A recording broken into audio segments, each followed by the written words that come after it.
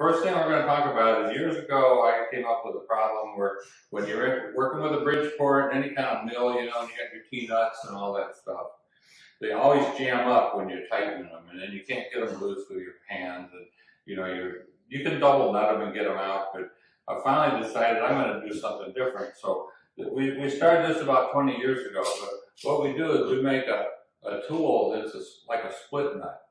And nobody builds them, so you have to make them yourself, but they clamp on, and it does not hurt the threads any. It's just absolutely perfect for what we use them for. So after doing the Bridgeport one, well, you know what? That's going to work good for main studs. You know? So we built some other ones, and there's half-inch, you know, half-inch fine. Most of them end up being fine thread, but the one we use the most, and we've used this for probably a good 15 years, is this one here that's a 1/4-28. It's all homemade. It's got about a 5/8 diameter piece of bar stock that was drilled and tapped on the lathe.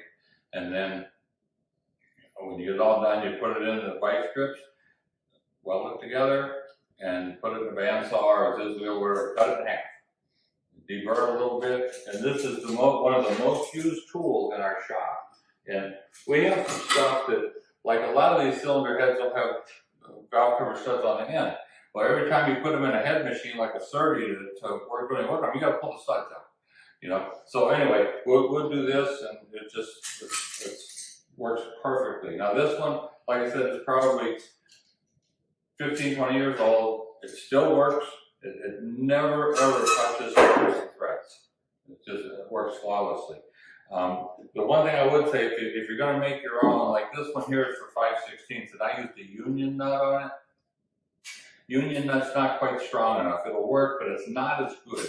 It's better if you make a piece like the bar stock, drill it and tap it either in a drill press or lathe or whatever, and then put it in, weld it, and cut it in half. But the bigger it is, the stronger it is, the more distance it will have for the threads, and the better it will grip it. You know, what I found is the ones where I use the split nuts, just because I didn't feel like doing the lathe work that day, the split nut ones don't work near as good. But any of the ones you use, like if you do Chevy head studs, the 7/20, you know, main studs, half-inch course for the Bridgeport, these things don't take half hour to make. And I just love them. So I thought I'd start out with that. On the Bridgeport ones, this is a union nut that comes in those clamp kits for all your clamps and stuff. So you just grab one of those.